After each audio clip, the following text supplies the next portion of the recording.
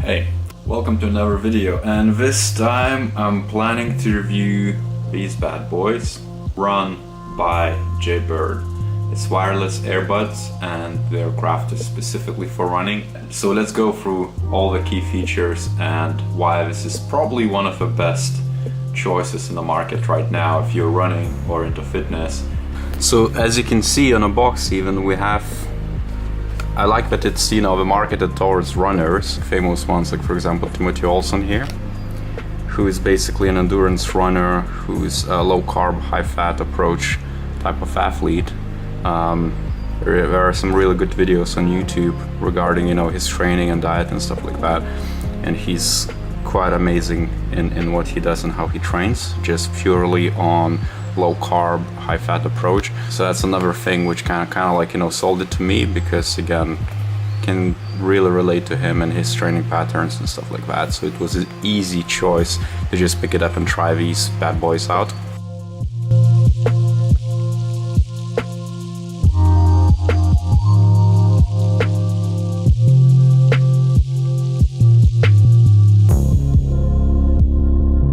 This is how it looks like. We have like a unibody. It's quite heavy. It's as heavy, let's say, as a low-end phone, like one of Android phones. As you can see, you can charge with an Android. So this case comes as a battery, and inside there are two earbuds.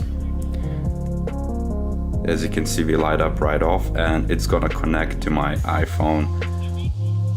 Oh, and I just heard like a whisper that it got connected. So every time you open, it just automatically connects it for you. Every time you close, it disconnects, and it charges the earphones inside this cradle.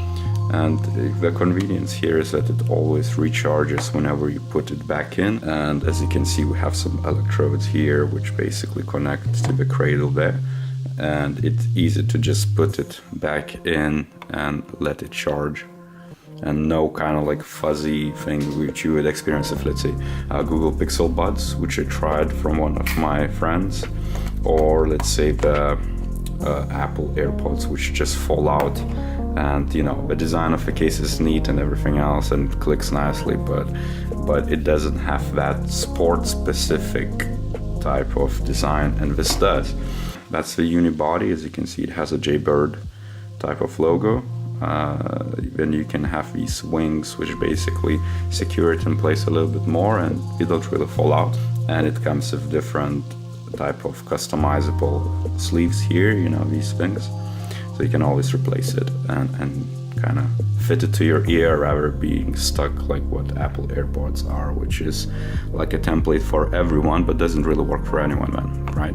One of the key features what Jaybird is actually upselling here, which is useless for me, at least for running, is a voice control, because basically they act like as a button. I think it's the right one. Yeah, it is. And then it turns on voice control, where you can say louder or quieter or shuffle or play next, things of that nature, or any voice control type of deal. And I mean, it's quite useless, especially on a run. If I'm listening to audiobook, let's say, or listening to music, it becomes a bit inconvenient to say louder, 5 times until it actually increases the volume. And what I find a bit annoying is that rather than using that, I just tend to open my phone and just increase the volume that way, because voice control for these kind of things doesn't really work, and especially there's at least a couple of seconds delay till it catches up with the phone. So I'm not really, impressed by that. So Jaybird, I think, comes with an app, but even out of the box, I really hate installing apps just for these kind of things to customize it. You can do it, but depending on what sort of music profile you're listening to. So let's say hip hop, might boost bass and stuff like that, and you kind of can put in a preset and it remembers.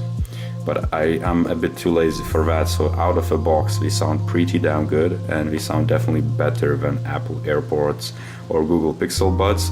And the only reason why is because of this closed and really tight type of rubber.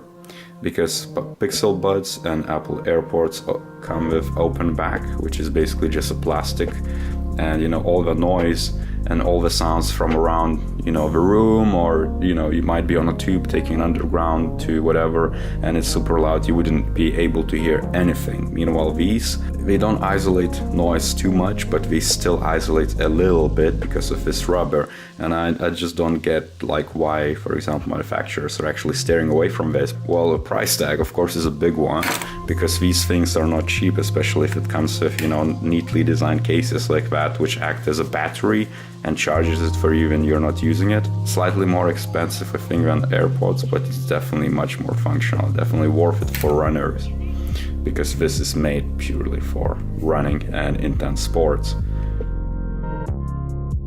So I had them, I've been using them for quite a few runs now, and you know, in previous video or in previous clip I described that, hey, we stay in place.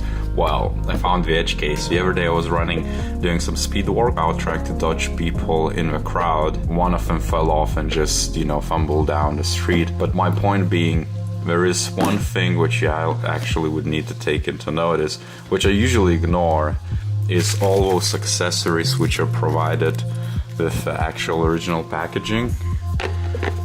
And as you can see, the Jaybirds have quite a few of them. There's like packs upon packs of that. So it took me quite a while to readjust, because I didn't think that default wouldn't match my needs, but it really didn't, because I was so optimistic that it wouldn't fall out, because it was so snug inside the ear, but apparently it wasn't snug enough, especially when taking it on a proper ride. I think the sound quality could be improved a little bit.